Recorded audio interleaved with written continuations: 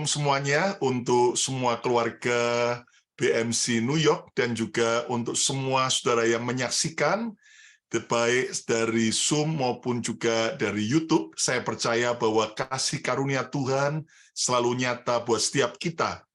Dan saudara sekalian, tahun ini 2022, tema yang Tuhan beri buat kita adalah The Year of Anointing, tahun pengurapan. Kita percaya bahwa Tuhan memberi kemenangan kepada setiap orang-orang yang diurapinya.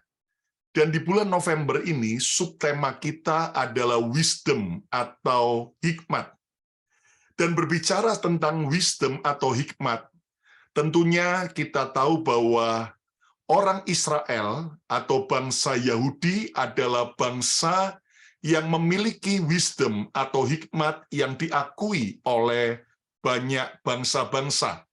Nah, oleh kemurahan Tuhan, minggu kemarin kami juga baru tiba dengan rombongan para hamba-hamba Tuhan, termasuk Pastor Yongki dengan Ibu Yongki, dari perjalanan siara rohani ke Israel. Ya, saya berdoa, saya memberkati setiap saudara yang menyaksikan, satu kali saudara akan juga ke Israel. Ya, minimal satu kali, bahkan kalau bisa lebih dari satu kali. Dalam nama Yesus, ya. Nanti kalau Tuhan berkenan, tahun 2024, bulan Juni, minggu ketiga, kita akan kembali adakan siara rohani bersama-sama dengan keluarga besar BMC dan terbuka untuk umum, untuk siapapun, untuk ke tanah perjanjian kembali.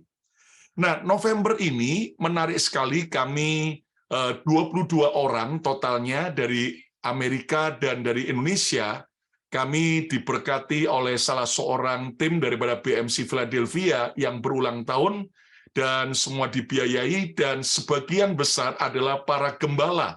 Paling tidak ada 10 gereja dari denominasi yang berbeda, yang dari kota Philadelphia, New York, Colorado, dan juga Scranton yang ada di Amerika.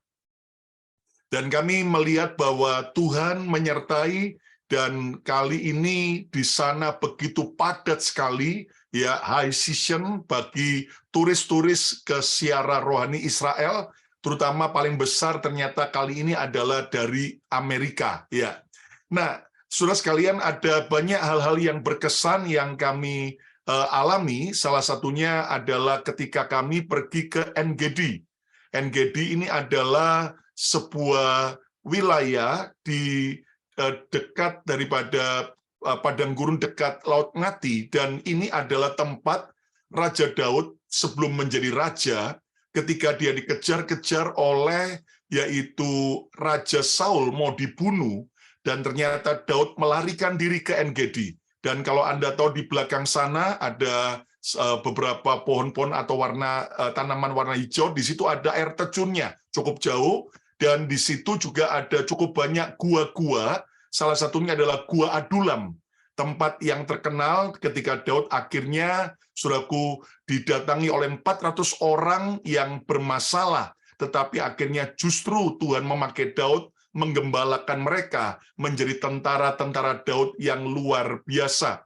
Lalu juga kami pergi ke Gunung Hermon, ya, dan di mana di Gunung Hermon ini, saudara sekalian, walaupun belum turun salju, ya, karena diperkirakan Desember baru turun salju, tetapi kami percaya bahwa ini adalah tempat yang memang paling tinggi di Israel, di mana menggambarkan kerukunan seperti yang ada di Mazmur 133. Dan juga kami pergi, nah ini di Gunung Hermon semuanya lompat, ya. Ini latihan bahwa kita ternyata masih bisa lompat, ya, persiapan untuk kalau pengangkatan terjadi. Lalu kemudian di kaki Gunung Hermon ada daerah namanya adalah Valley of the Tears, atau saudaraku, lembah air mata, di mana diberi nama lembah air mata karena di tempat ini pernah terjadi perang Yom Kippur pada tanggal 6 Oktober tahun 1973 antara pasukan Syria yang menyerang pasukan Israel untuk memperebutkan dataran tinggi Golan.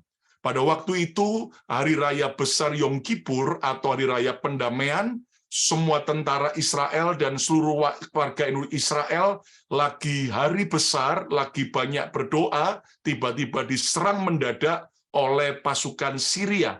Tetapi yang ajaib, Tuhan memberi kemenangan yang ajaib, walaupun sebetulnya, saudaraku, hanya tinggal sedikit lagi saja, harusnya Syria menang dan Israel kalah waktu itu. Tetapi mereka, saudaraku, berpikir bahwa saudaraku Israel sudah ditolong dan dengan ada bantuan dari Yerusalem sudah datang, padahal belum, saudaraku. Akhirnya mereka mundur dan Tuhan memberi kemenangan ajaib. Dari lembah air mata diubah menjadi sebuah tempat kemenangan. Nah, yang menarik, saudaraku, ya, ini beberapa pendeta coba lompat juga, ya, mumpung masih muda, ya kan. Nah, kita akan belajar tentang hikmat dari sebuah ayat yang ditulis oleh seorang raja yang terkenal, yaitu Raja Salomo. Kita lihat Pengkhotbah 10 ayat yang ke-10. Yuk kita baca bersama, walaupun Anda tetap mute saja yang di Zoom, tapi baca dari tempat Anda, 2, 3. Jika besi menjadi tumpul dan tidak diasah, maka orang harus memperbesar tenaga. Tetapi yang terpenting untuk berhasil adalah hikmat. That's the value of wisdom. It's help you succeed. Ternyata nilai daripada hikmat akan menolong kita untuk kita berhasil. Nah, di sini Raja Salomo memberikan rahasia untuk kita mengalami keberhasilan atau kesuksesan. Saya mau tanya dulu, siapa saudara yang mau gagal hidupnya? Angkat tangan. Nggak ada. Siapa yang mau sukses? Semua orang pasti mau sukses, kan? Nah, saudara sekalian, Salomo tidak berkata bahwa kepandaian itu adalah hal terpenting untuk berhasil. Salomo tidak berkata kecerdasan, kekayaan, koneksi, pengalaman yang akan membuat orang berhasil. Tetapi Salomo berkata bahwa hikmatlah yang akan membuat orang berhasil. Ingat, walaupun pandai itu penting, cerdas, kaya, punya koneksi, punya pengalaman itu penting. Tetapi Salomo di ayat ini mengingatkan kita bahwa yang terpenting untuk berhasil adalah hikmat. Saudaraku, kalau Anda mau berhasil dalam kesehatan, kalau Anda mau berhasil dalam pernikahan dan dalam keluarga saudara, kalau Anda mau berhasil di dalam soal, yaitu saudaraku, pekerjaan Anda, keuangan Anda, pelayanan, atau apapun juga, maka Salomo mengingatkan bahwa kita harus punya wisdom atau hikmat. Ayo yang menyaksikan secara online di YouTube, coba ketiklah dan semua saudara ucapkan, saya perlu hikmat Tuhan. 2, 3, saya perlu hikmat Tuhan. Nah, yang menarik begini, saudaraku. Ternyata di survei, ya, saya ini kan mencoba melihat, ternyata di survei, nanti Anda bisa Google juga, bahwa negara yang penduduknya terpandai di dunia itu bukan Israel. Sekali lagi ya, ternyata survei membuktikan negara yang terpandai penduduknya bukanlah Israel. Ternyata di survei negara yang terpandai penduduknya nomor 1 adalah Jepang. Nomor 2 adalah Switzerland. Nomor 3 adalah China. Nomor 4 Amerika. Wah, lumayan kita nomor 4 yang di Amerika.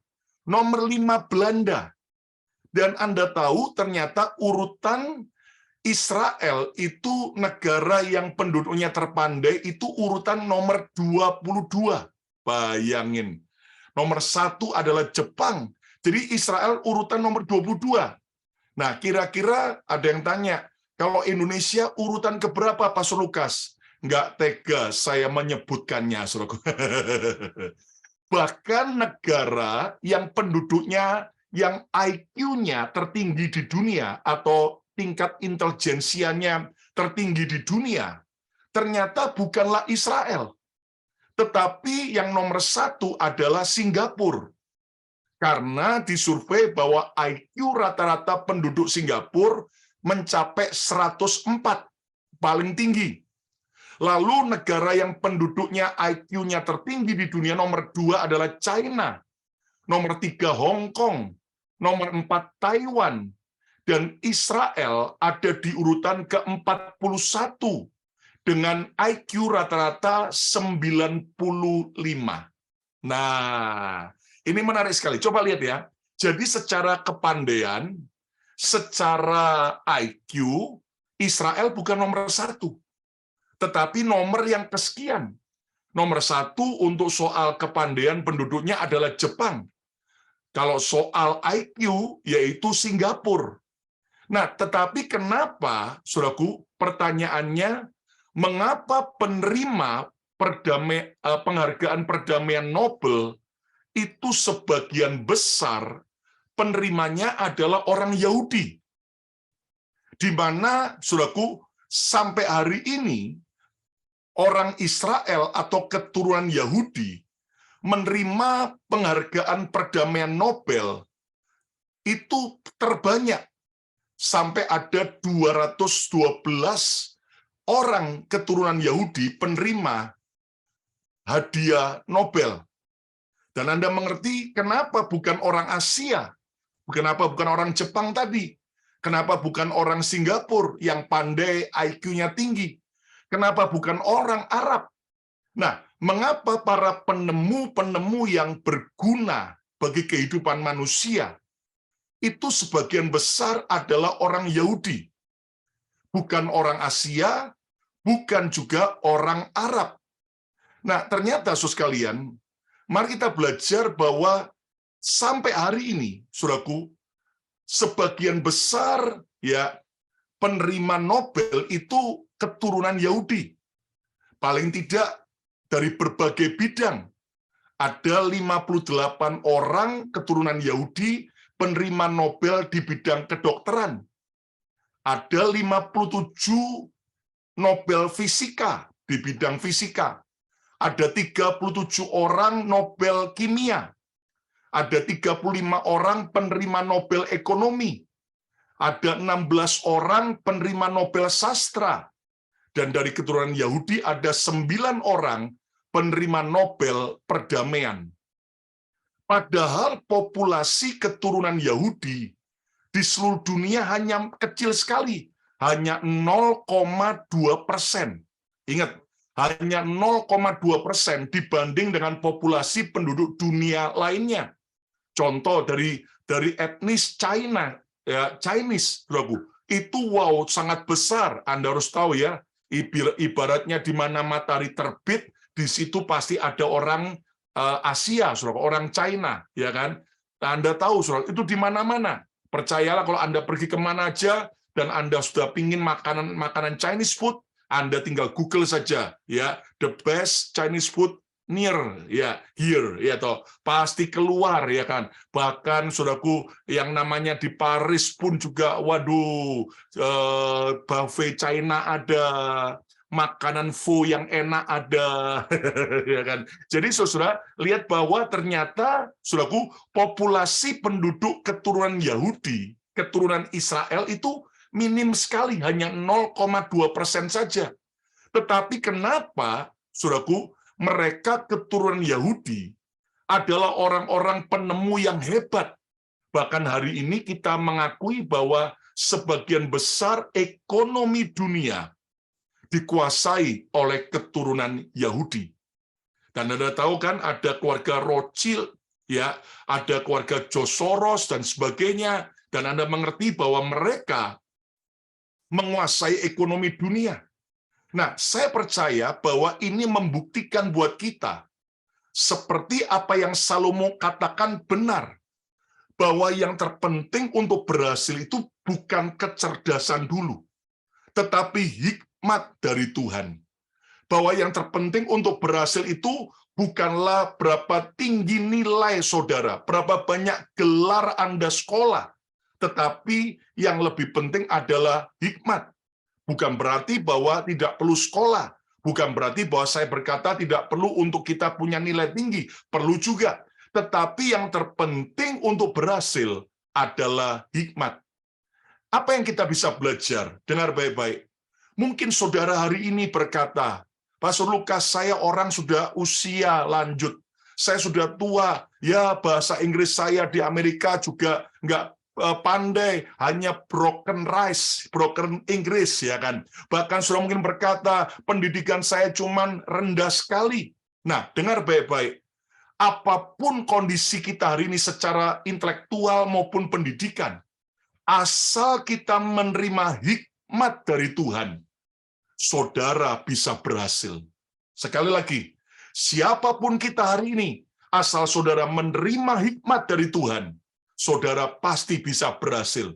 Dan saya memberkati jemaat BMC New York, dalam nama Yesus, jika engkau menerima hikmat dari Tuhan, saudara akan berhasil dalam berbagai area hidupmu. Saya mengurapi dan memberkati dalam nama Yesus, dari BMC New York akan muncul para konglomerat yang sangat berhasil, pengusaha-pengusaha hebat, ya, dalam nama Yesus. Kalau Anda terima hikmat Tuhan, nah, saudaraku, mari kita belajar percaya. Jadi hari ini ada pengharapan, ya, walaupun cuma lulusan SD madrasah, tapi kalau dapat hikmat dari Tuhan, wow, kita bisa berhasil.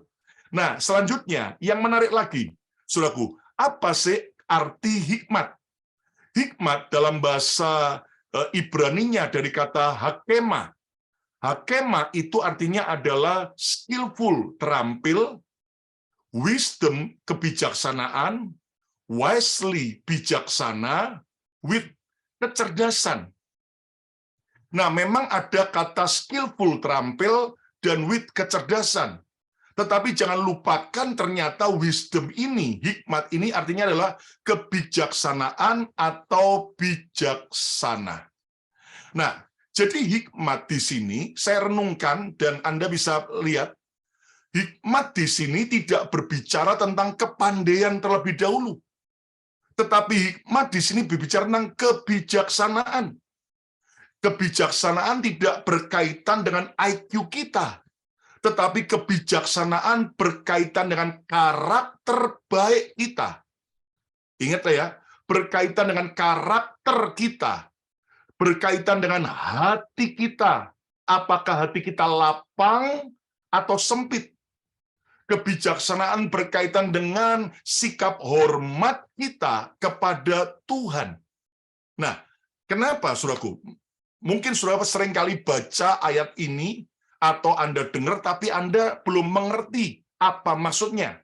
Nah, coba kita lihat, izinkan Tuhan menjelaskan buat kita malam ini. Lihat, Mazmur 111, ayat yang ke-10. Permulaan hikmat dan takut akan Tuhan, permulaan hikmat adalah takut akan Tuhan. Semua orang yang melakukannya berakal budi. Puji-pujian kepadanya tetap untuk selama-lamanya. Wisdom begins with respect for the Lord. Aneh sekali. Saudara, di sini pemazmur Daud, bahkan nanti Salomo pun mencuplik berulang-ulang. Permulaan hikmat adalah takut akan Tuhan. Artinya begini, saudaraku. Lihat, takut akan Tuhan, respect to God. Ini kan bicara tentang karakter, sifat. Ya kan? Bukan soal kepandaian dulu. Bukan soal IQ dulu, tetapi karakter kita. Nah, artinya begini, hikmat itu harus dimulai dengan memiliki karakter yang baik. Hikmat itu harus dimiliki dengan kelapangan hati, kebijaksanaan hati, dan sikap hormat kepada Tuhan.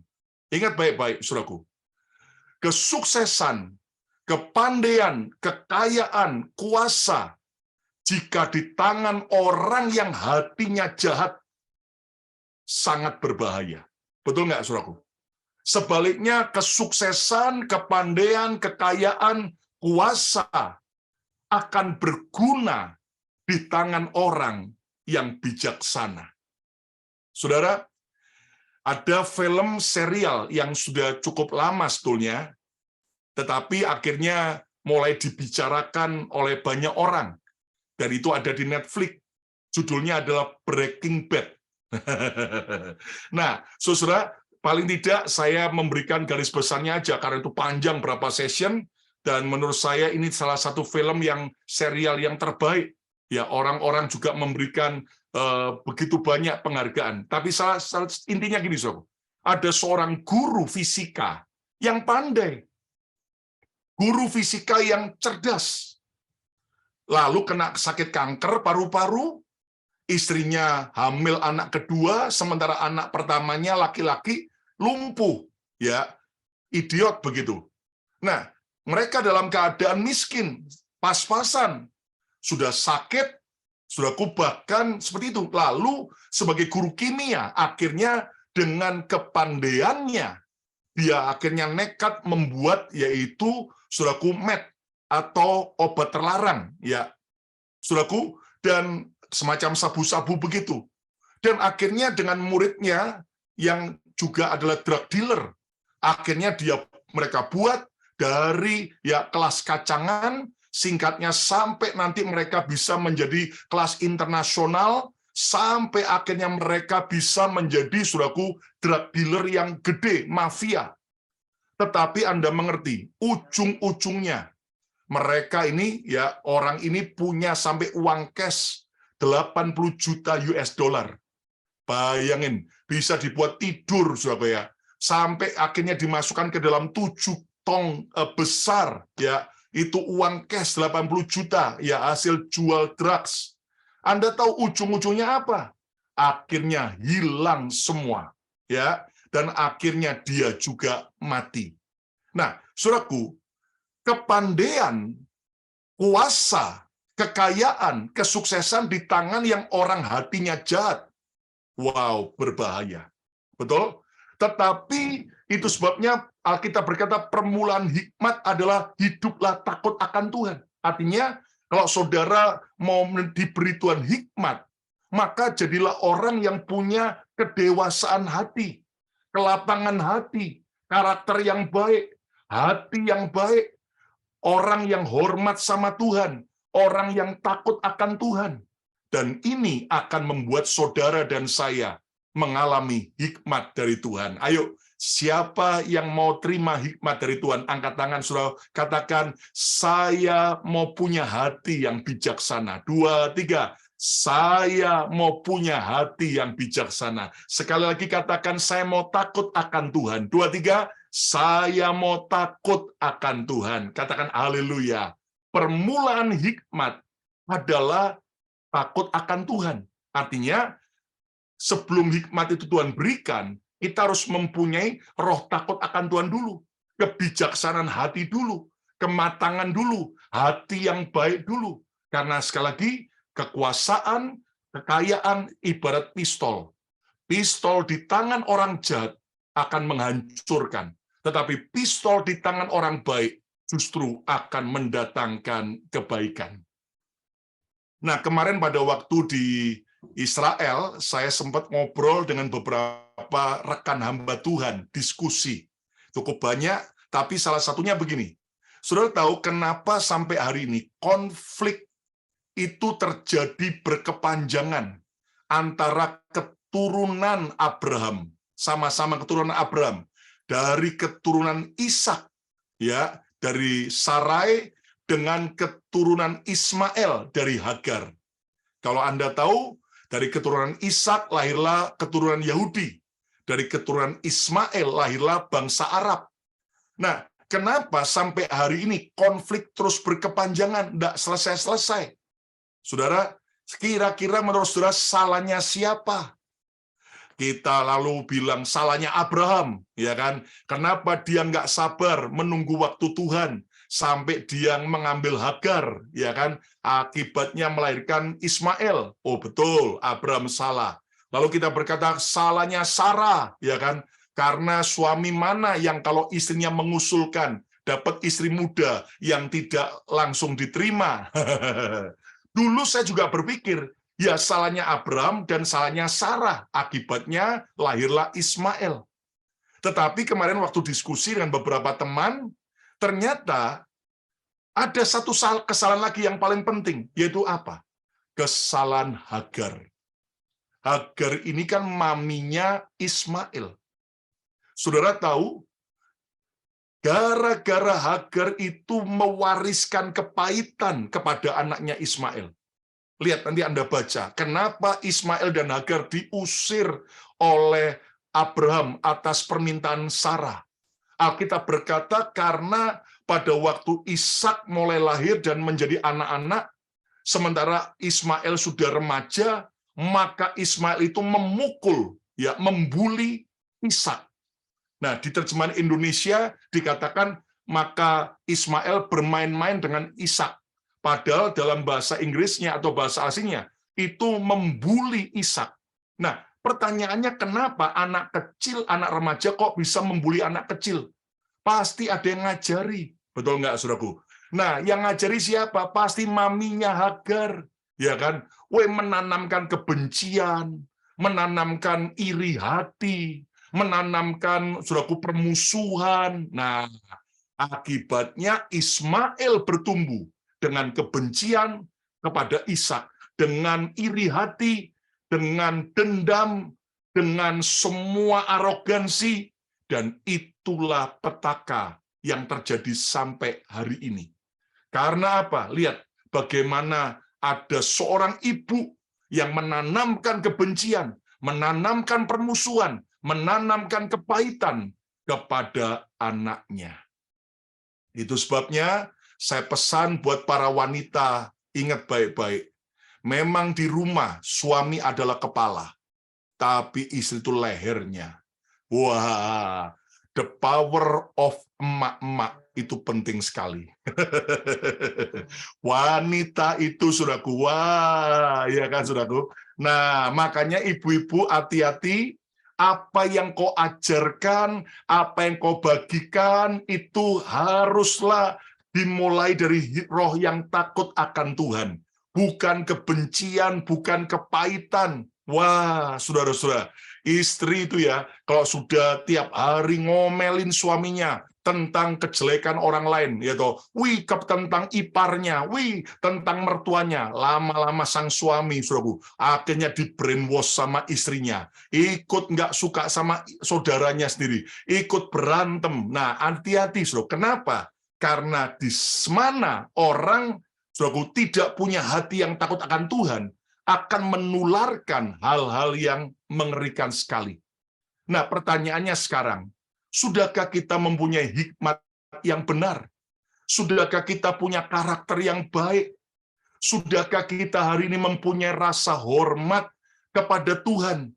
Rasa takut akan Tuhan? Dan mari kita akan lihat sekarang Yakobus, saudara daripada tiri Yesus, menjelaskan buat kita tentang hikmat cukup bagus sekali.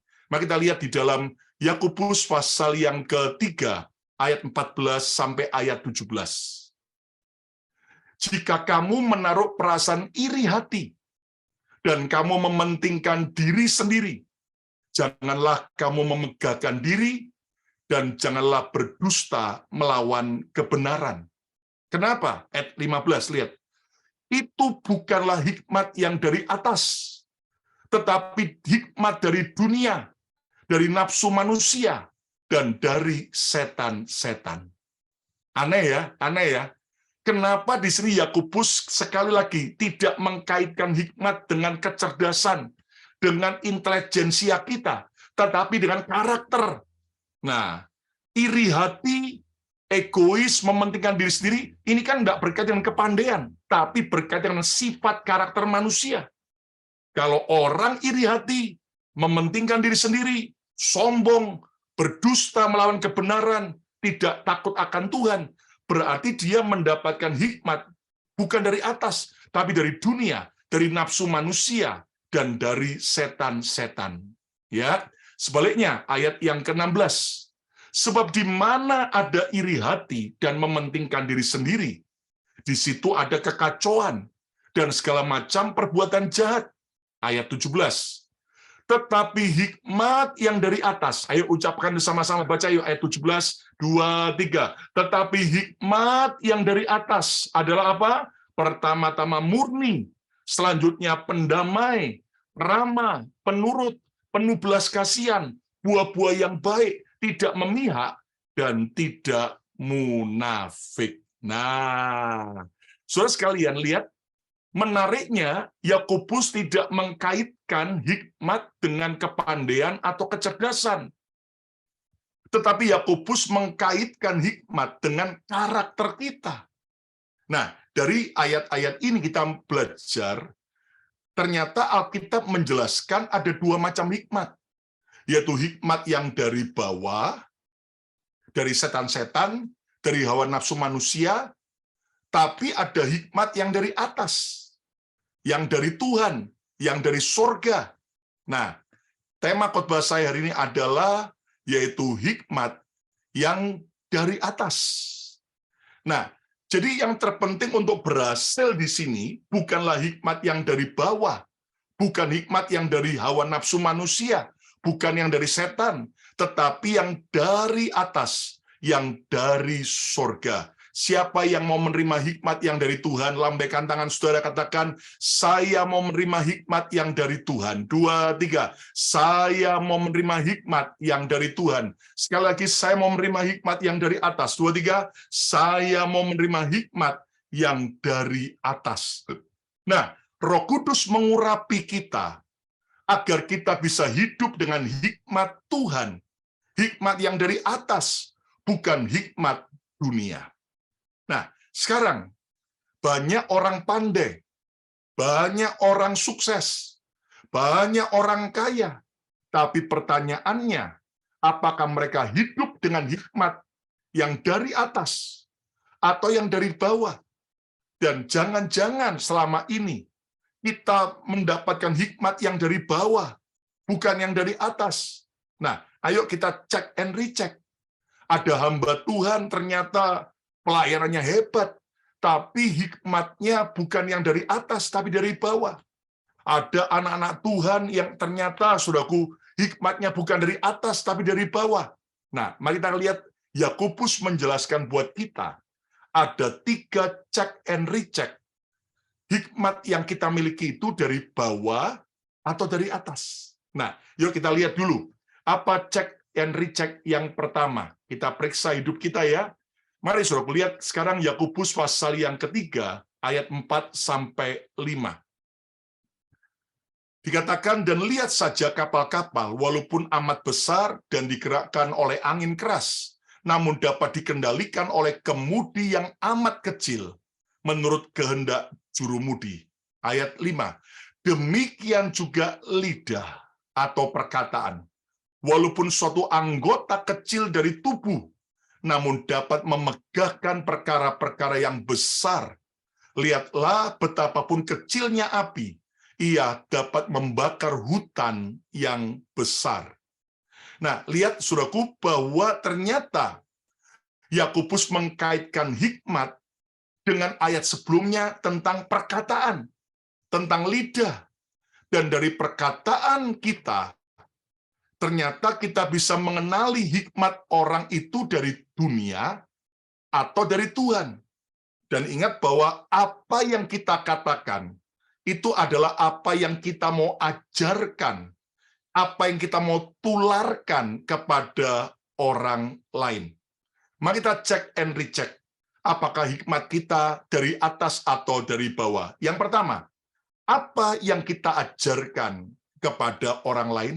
Nah, ini dulu, paling penting. Apa yang selama ini kita ajarkan kepada keluarga kita, kepada teman-teman kita, kepada orang di sosial media kita? Ingat bahwa hidup dan mati dikuasai oleh apa? Perkataan kita.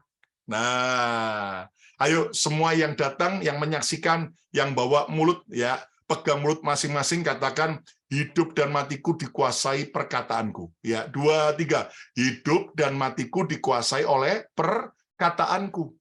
Perkataan kita adalah benih yang kita tabur, yang suatu hari akan kita tuai. Perkataan itu akan menunjukkan isi hati seseorang. Perkataan akan menunjukkan isi otak seseorang. Perkataan akan menunjukkan tingkat kerohanian seseorang. Bahkan perkataan akan menunjukkan kualitas seseorang.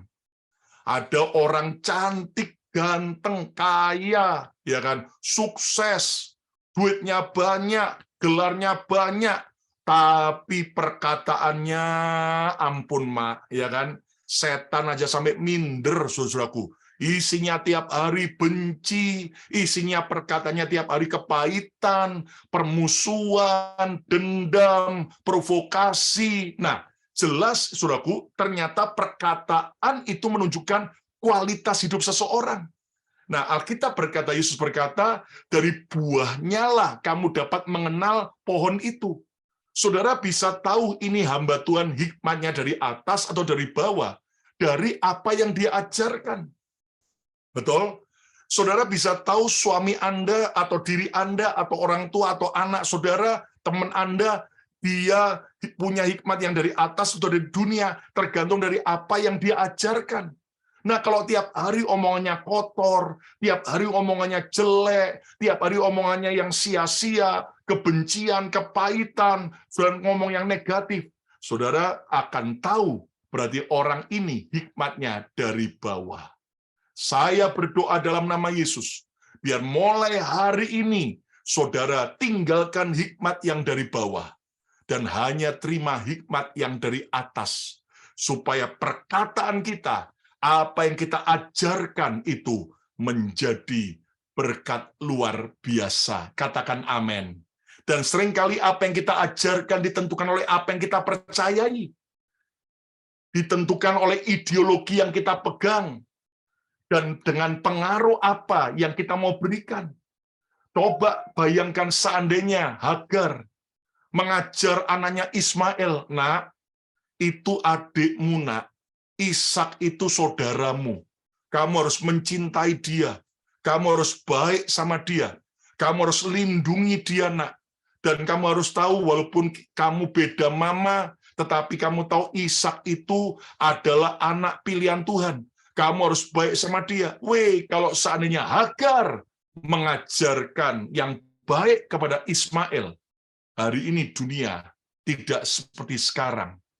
Saudaraku, berapa banyak permusuhan, pertengkaran, keributan di gereja, keributan di pekerjaan, keributan di bangsa. Kenapa? Karena ada orang-orang yang mengajarkan kepahitan, dendam, kebencian, arogansi, permusuhan. Kalau kamu diperlakukan jahat, ya kamu harus hajar dia lebih jahat lagi. Nah, saudara sekalian, mari kita belajar hari ini. Coba cek and recheck dulu. Apa yang kita ajarkan selama ini? Apakah, saudaraku, yang kita ajarkan adalah apa yang sesuai dengan kehendak Tuhan? Apakah mempermuliakan nama Tuhan? Apakah mendatangkan berkat dan kelebihan? Nah, atau dan kebaikan. Mari kita coba cek and recheck. Selama ini di sosial media saudara, ada orang itu, saudaraku, spesialisasinya selalu ngeritiki hamba Tuhan. Oh, ya kan, saudaraku. Isinya Facebooknya, isi Instagramnya, pokoknya nyinyir terus tentang orang lain. Nah, Anda bisa tahu, hikmatnya bukan dari atas, tapi dari dunia. Ayo kita bertobat. Mulai hari ini kita jaga perkataan kita, baik yang kita ucapkan verbal, maupun yang kita ketik di sosial media, ataupun yang kita suruh bagikan, sharekan. Yang kedua, check and recheck hikmat yang kita miliki. Apakah dari atas atau dari bawah? Balik kembali dalam Yakobus sekarang. Lihat di pasal yang ketiga, ayat yang ke-13. Siapakah di antara kamu yang bijak dan berbudi? Baiklah ia dengan cara hidup yang baik. Ya, menyatakan perbuatannya oleh hikmat yang lahir dari kelemah lembutan. Living right and doing good things. Cara hidup yang baik. Nah, saudaraku, mari kita lihat cek and recheck yang kedua. Apa yang kita pertontonkan sehari-hari? Apa yang kita sedang tunjukkan kepada orang di sekitar kita sehari-hari? Cara hidup kita adalah apa yang sedang kita pertontonkan kepada anak kita, kepada teman-teman kita. Jangan berusaha mempertontonkan kesempurnaan. Saudara akan frustrasi. Saudara, ada banyak orang, terutama wanita, stres. Kenapa? Yang mau dipertontonkan itu adalah kesempurnaan. Hidup ini nggak ada yang sempurna, saudara. Hidup kita pun nggak ada yang sempurna. Iya, Pak, ya. Saudara akan stres kalau berusaha menampilkan kesempurnaan. Nanti ada wanita, sudah aku lihat di kaca. Loh, mata kananku sama kiri kok beloknya beda ya. Yang satu lebih kinclong, belok. Yang satu kok agak sipit ya. Nah, bingung, saudaraku. Akhirnya kemudian apa? Operasi. Dibelokkan, kayak ikan koki. Lalu kemudian nanti, loh, lah mata sudah seimbang. Alisnya kok satunya pedang samurai, satunya celurit Madura. Wah, mulai akhirnya, saudaraku, mulai disamakan. Nanti lihat lagi, loh, hidungku kok mancungnya ke dalam, ya kan? Akhirnya operasi hidung. Waduh, pipiku kok rahangnya gede. Akhirnya operasi rahang, saudaraku. Nah, Anda tahu orang yang selalu mau mempertontonkan kesempurnaan, stres. Ingat ya, hidup ini nggak perlu mempertontonkan kesempurnaan. Semua kita punya kelemahan, dan saya mau beritahu kabar baiknya dan kabar buruknya. Keluarga pendeta pun juga pasti tidak sempurna, ya kan? Kita belum sempurna, hanya Yesus yang sempurna, tapi kita berusaha dan kita sedang menuju kepada kesempurnaan. Tetapi yang penting adalah apa yang kita pertontonkan sehari-hari. Pertontonkan Kristus melalui cara hidup kita. Supaya orang melihat Kristus melalui hidup kita. Orang lihat Yesus dari cara hidup kita. Bagaimana cara hidup kita selama ini? Itu yang harus kita pertontonkan Kristus. Cara hidup yang baik atau buruk. Bukan cuman kalau di gereja, kalau kebaktian, kalau pelayanan, semua saya lihat di sini kayak malaikat semua, walaupun ada malaikat yang lagi tidur. Nggak ada ya. Saudaraku, tapi Anda tahu, saudaraku, ternyata, saudaraku, di rumah, di kerjaan, bagaimana kelakuan kita, cara hidup kita yang penuh kelemah lembutan atau kekerasan. Ya, saudaraku, kalau Anda sebagai suami yang berkata, oh aku cinta Tuhan, tapi kasar sama istri, wah, itu jelas cara hidup yang bukan dari atas, bukan hikmat dari atas, tapi dari bumi. Nah, ayo kita belajar supaya kita mempertontonkan gaya hidup Kristus dalam hidup kita. Yang setuju, katakan amin. Yang ketiga, yang terakhir, saudaraku, apa cara check and recheck tentang hikmat yang kita miliki? Ayat yang terakhir kita lihat dalam Yakobus pasal yang ketiga, ayat 17. Tetapi hikmat yang dari atas adalah pertama-tama murni, selanjutnya pendamai, peramah, penurut, penuh belas kasihan, buah-buah yang baik, tidak memihak, dan tidak munafik. Dan dari ayat ini kita bisa belajar check and recheck yang ketiga, apa yang sedang mau kita wariskan. Jangan sibuk hanya mewariskan harta kekayaan bagi anak cucu kita. Tapi wariskanlah hikmat Tuhan bagi anak cucu kita. Apa hikmat Tuhan itu? Apa warisan hikmat dari atas? Miliki kemurnian. Ya, artinya apa? Orang yang tulus. Saudara, di zaman sekarang semakin langka orang yang tulus. Selalu orang ujung-ujungnya ada maunya. Tetapi Alkitab mengajar, hikmat yang dari atas adalah kemurnian. Kalau nolong itu nolong yang ikhlas. Kalau kita melayani yang ikhlas. Ya kan? Katakan amin, suku. Ada banyak orang berkata, tapi pendeta, saya kan bukan full-timer, saya kan sukarelawan. Nah, apa arti sukarelawan? Ya kalau saya suka, saya rela. Kalau lagi nggak suka, ya saya nggak rela. Kalau saya lagi suka melayani, ya saya melayani. Tapi kalau saya lagi nggak suka, ya udah saya nggak melayani. Nah, saudaraku, itu artinya tidak murni. Saudara, kalau Anda beribadah melayani, Anda, saudaraku, berkorban, ayo miliki kemurnian. Karena itu hikmat yang dari atas. Berikutnya adalah apa? Pendamai. Jadilah peacemaker, bukan troublemaker. Jadilah pendamai, bukan peace breaker, ya, perusak pendamaian. Ayo, kalau ada masalah, jangan yang kecil dibesar-besarkan. tapi justru yang besar dipadamkan. Lalu peramah, ya, walaupun kita mungkin punya banyak pergumulan, tapi kita belajar bisa tetap ramah, rendah hati, lalu penurut, tidak keras kepala. Banyak orang bilang, oh aku cinta Yesus, tapi sama suami nggak mau tunduk, nanduk terus ya. Oh aku cinta Yesus, tapi nggak mau dengar nasihat istri. Ya, saudaraku, jadilah penurut ya. Lalu penuh belas kasihan, punya passion, punya kasih, buah-buah yang baik, ada hasil yang baik. Saudaraku, kemudian tidak memihak, nggak suka musuh-musuhan, ya kan? Dan tidak munafik. Depan dan belakang harus sama. Nah, saudaraku, dari 3 poin ini kita belajar.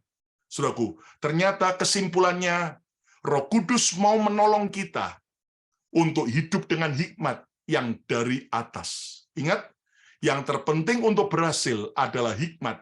Dan jangan hikmat yang dari bawah, tapi hikmat yang dari surga, yang dari atas. Apa? Check and recheck. Apakah hikmat kita dari atas atau dari bawah? Yang pertama, apa yang kita ajarkan kepada orang lain selama ini?